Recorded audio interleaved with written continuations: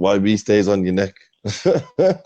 Yo, my dons, make sure you hit that like button, comment, subscribe, and obviously hit the bell for notifications. So, I got a don in my comments yesterday who said, YB, look, have you seen this? Anthon Joshua's confirmed to be leaving Robert McCracken. And I saw it and I thought, wow, that is wicked. I thought, wow, I can't believe I missed that story, because obviously every day, more or less, I type in Anthon Joshua into Google News. And obviously, I'd done most of my videos at that point, so I'd already searched for AJ. I thought, what? How have I missed this news? Anyway, 2-2s. I see it on Hatman's channel. I think, bang, this must be something serious. Anyway, so I find the actual... I couldn't believe I'd missed this. But anyway, I find the actual article. And once again, it highlighted the lack of any level of IQ. Because all you have to do is look at the date of this article. The 4th of June. Wow. What do we know about the 4th of June? The 4th of June is the day before Joshua comes out on the 5th and says, I'm staying with Rob McCracken and my team. So God knows, I don't know what Hatman and everyone else is doing. Everyone's jumping on the bandwagon. Oh yeah, Joshua's leaving. Oh, cryptic this, cryptic that. This has been already debunked massively. This came out a day before Joshua sucked his team off and talked about how much he loves them and how great they're going to be for him. So ultimately, this video and this whole topic is completely dead in the water because Hatman failed to check the date. That's what it comes down to. I was fully gassed when I first heard about this. But then again, it didn't make any sense because when you type into the news in the last 24 hours, or any date, there's nothing coming up. If Joshua had announced or was ever implying he was leaving McCracken, it would be everywhere. So unfortunately, people, these rumours are absolutely dead in the water. Absolutely dead. So what I thought we'd do instead, because I'm not going to speculate on is Joshua going to leave, because there isn't any information implying that's the case. All that we've got is Hatman and a load of followers who didn't check their sources talking a whole heap of rubbish about an article that came out damn near 2 weeks ago. And I'm sorry, people will be saying, oh, don't have a go at Hatman. Well, no, when you're putting videos out, when you're making money off of videos, when you're making money off of, making money off of ads and whatnot, not only that as well, when you're... Joshua hasn't said this. So when you're misleading people and making money, I think the least you can do is check the date. Now, maybe Hatman would say this anyway. Maybe Hatman would still say, even if he knew this article was 2 weeks old, maybe he'd still go along and make out Joshua's leaving. But what you have to do, in my opinion, is at least tell your audience, listen, by the way, this audience, this newspaper post is damn near 2 weeks old. Joshua's already come out and said it's not happening, but I'm going to speculate anyway. That's what you should do, really. The way it's carried on is as if it came out yesterday and it's shit hot. It's as dead as you can get. As dead as you can get. And everyone's now going on. And I think it's also important to get your sources right and date accurate, because also, from Rob McCracken, I'm sure Rob McCracken and a lot of people within boxing have seen these videos and they're all thinking, what's going on here? Causing up a big stir, when in reality, it's poor reporting. But anyway, I thought what we'd do instead is go through some of the comments that people have left on Hatman's channel. As in, I want to see what the public's reaction is to Joshua leaving. Because there's been some people who, they say stuff like, oh, well, Joshua and McCracken, oh, they're a good team, he needs to stay with him. So let's see what people are saying. I'll break down that instead. One guy here. He's joining Finchley Boxing Club and gonna train with Don Childs. See what I mean? These dudes. So off of a fake-ass story, you got people just completely... And there's 20 likes on that. He's joining Finchley Boxing Club. Gonna train with Don Childs. Wow. Maybe he's joking. AJ will leave McCracken when he loses to Ruiz too. Now that's a good important point. This is what I've been saying. Listen, many people have been saying, oh, well, Joshua shouldn't leave because there's not enough time. 6 months is as much time as you're ever going to get. Think about it. I know it's quite a high-risk fight, but in general, when people change trainers, they don't have much more than 6 months. If anything, I've seen fighters change trainers with 3 months to go. 6 months is the best time to change. Like I said, what Joshua should do now is he should set up 4 or 5 of the top trainers who are available and willing to train him. He should then spend the next, I'd probably spend 10 days, 7 days at each one. That's only 5 weeks. You've still got 5 months left then to make a decision. And like I've said before, you don't even necessarily have to dump McCracken.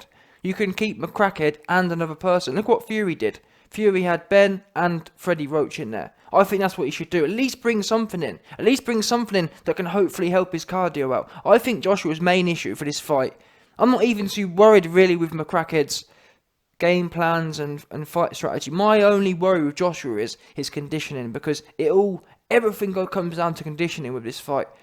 Cardiovascular ability. Because guess what we do know, what's proven is, if Joshua runs out of gas, the fight is over. Because the next shot that hits him, he's going over. The same as the Klitschko fight. Joshua didn't go down because he was hit hard. He went down because he was blowing. And that's the problem here. And that's what worries me the most, because conditioning, whilst it's one of the easiest things to get right, if you're consistently not getting it right, i.e. if you've been with Rob McCracken and he hasn't been able to get you in that cardiovascular shape, it's really worrying. Because I'm thinking, what are they going to change in these next 6 months? Same as the weight issue. Rob McCracken has showed time after time Joshua has not been able to come in at the right weight. He's all over the place yo-yoing. That's what's worrying about. The 2 easy things to handle, yeah? It's like, we're not talking about changing Joshua's boxing IQ. We're not talking about, oh, well, we need to make him, we need to make him into Tyson Fury. All we want Joshua to have is come in to under 240 and have enough gas.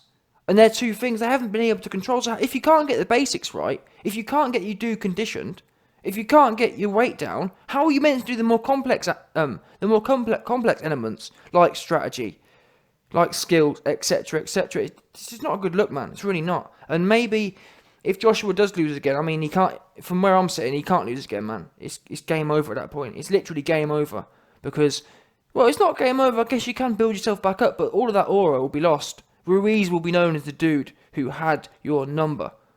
I'm trying to think, who else lost two fights on the run? There's not many people, there's not many greats who lost 2 on the run to the same person and became a great. Maybe I'm wrong. Comment below if you know someone who did. James X says, AJ just wasn't focusing on boxing enough. It was too much about AJ brand, image. Stop being a celebrity, start being a fighter. Now this is an interesting comment. I tend to disagree with this. Fury keeps saying it, Wilder says, oh, he's trying to be a celebrity too much. And that's what's also worrying about the training element of this.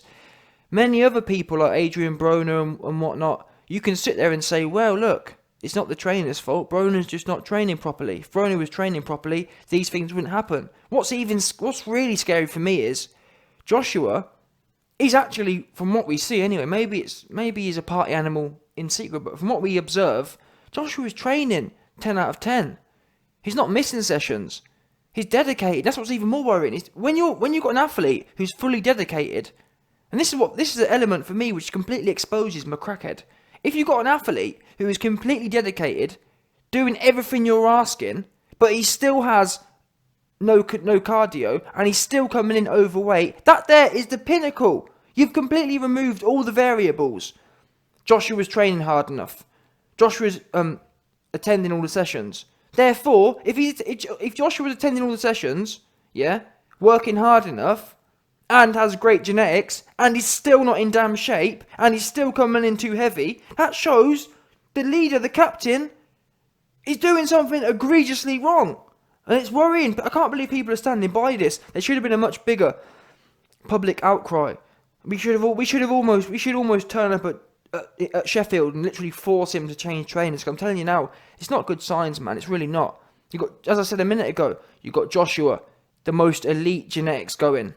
He's the most elite commitment, the most elite hard working ethic, and he's coming in unfit and overweight. If that isn't screaming, wow, you need to change the direction of this boat, I don't know what will. I really don't. No, someone said, no chance. Rob was with him and Eddie when they decided to activate the rematch clause. That's a dead one. If he loses the rematch, seems like the right time to rebuild at that point and look for a new trainer. I think McCracken deserves at least one other shot after the success he's had with AJ this far. Wow. And this is the problem with people. For me, this isn't a case of for me, it's one and done. It's not as if we could sit here now and say, well, come on, YB. McCracken's been getting him. McCracken's made sure Joshua's weight's always been on point.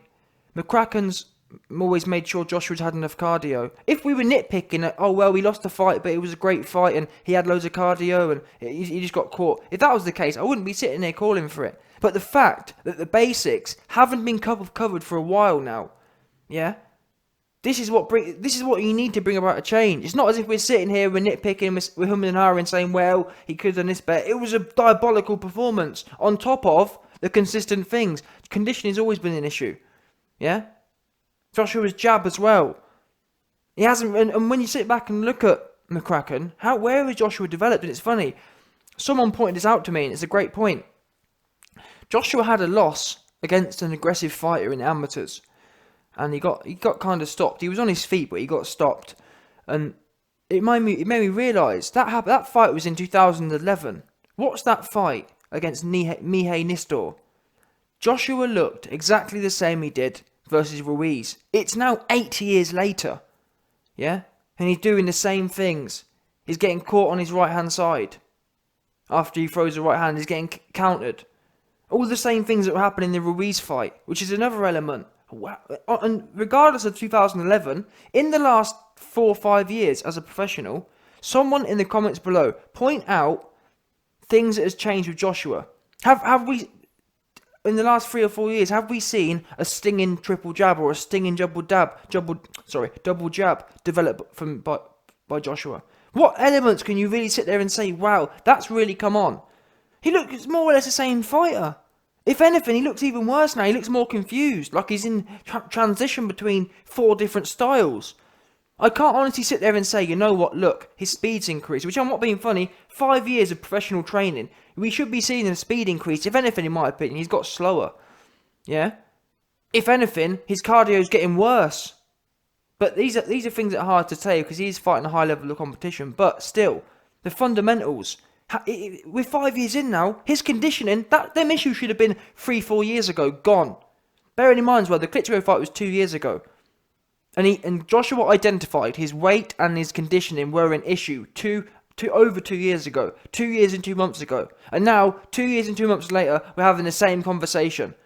If 2 years isn't enough time to get your weight right, if 2 years isn't enough time to get your conditioning right, there's something egregiously wrong. And like I say all the time, it's not as if you can sit here and say, well, Joshua's got poor genetics. He's built for this. But the leader of the driver of the boat's driving us into a brick wall here. And I just really hope Joshua's talent can get him through this next one. But I'm not holding breath with McCracken, that is. Someone said, gotta love rumours from mainstream media. Well, this is purely from Hatman, all rumours. It's all just rumours, and that's all it is. Rob will not be fired from the camp. Worst case scenario, another trainer / specialist will be added to the camp. AJ is loyal to a fault. I have to agree as well. The worst thing is, for me, it's all going to be too late, and I understand. In fact, no, I don't understand. I was about to say I understand being loyal, but like Hatman says, to Hatman's credit, he does always say this. Fighters have a small window of opportunity, and this goes for trainers and managers. If something isn't working, you need to mix it up. And I understand people are saying, well, you don't know it's going to get any better. It can't get any worse. How can it get worse than that performance on Saturday night? Seriously. And like I say to people, McCracken's got to go because either way you look at it, if you want to go with how YB speculated, i.e., Joshua's concussed. If Joshua was concussed, if Joshua had a panic attack, Rob McCracken should have been the one to say it's not happening, just like Max Holloway's coach did. So just on that basis, if Rob McCracken had put him in the ring with concussion or panic attack, and then we had to see that performance, he has to go on that basis. It shows he doesn't care. Alternatively, if that was 100% Joshua, that shows Rob McCracken was unable to train him to have a full gas tank. He was unable to train him to have a good game plan. Your trainer is also meant to give you confidence. He's meant to build you up psychologically. Did that performance on Joshua look like a good psychological performance? And like I say, people can sit there and say, well, it wasn't Joshua in there. He was concussed. Well, Rob McCracken shouldn't have put him in there. So McCracken can't win here. McCracken can't win. He has to go either way. 100% either way. No one's been able to debunk what I'm saying. Someone debunked to me both of them scenarios.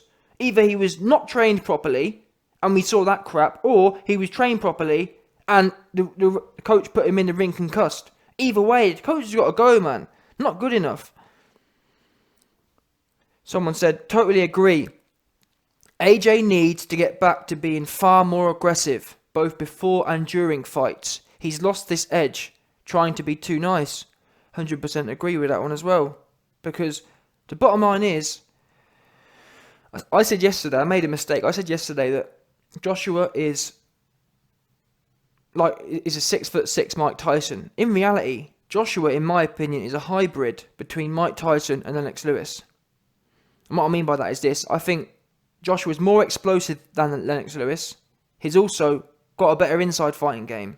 And as a fighter, he's a perfect balance. Lennox Lewis is a bit like Vitaly Klitschko. Not as bad as, a bit like Vladimir Klitschko. Vladimir Klitschko is the worst, but Vladimir and Lennox Lewis, they were all jab and grab and jab, right hand. Joshua's, in my opinion, shouldn't be going down that road. He's built completely different. He's a lot more explosive. He needs to be going down the... He needs to be going down the... Well, like a hybrid. Exactly that. He needs to be a hybrid between Lennox Lewis and Mike Tyson, in my opinion. That inside is no good. I don't believe Joshua can outside game Deontay Wilder, for example. Wilder's too long, and because he weighs less, he's quicker. And he's longer, simple as that. I don't think he's going to be able to out 1-2 Wilder. Or, that said, I also don't believe he's going to be able to out 1-2 Fury. Fury will be able to nip and tuck his way through that fight. Therefore, what he needs to be able to do is use that Mike Tyson element, where he can get on the inside somehow. However, that's what his training job's for. His training job for Wilder and Fury, he needs to be able to get on the inside and open them up. That's just like he did with Vladimir Klitschko. Klitschko's a longer fighter, or as long as Joshua, if not longer. And Joshua opened him up. Yeah? That's what he's for, hooks and uppercuts. But I just don't see this part of his game being developed. Look at the Ruiz fight. Ruiz isn't a massive puncher, he's really not. He's not a really dangerous, scary guy. He's not Mike Tyson 2.0. But yet Joshua was in there looking awful. He's like I keep saying, he's getting slower as well, which is shocking. Look at the way the guy's built. He's a fast twitch animal. Pure African fast twitch, but yet he's slow as you like. Slow and bulky and ponderous. Not good, man. And it all comes from the trainer. He should be coming in 235, 237 tops.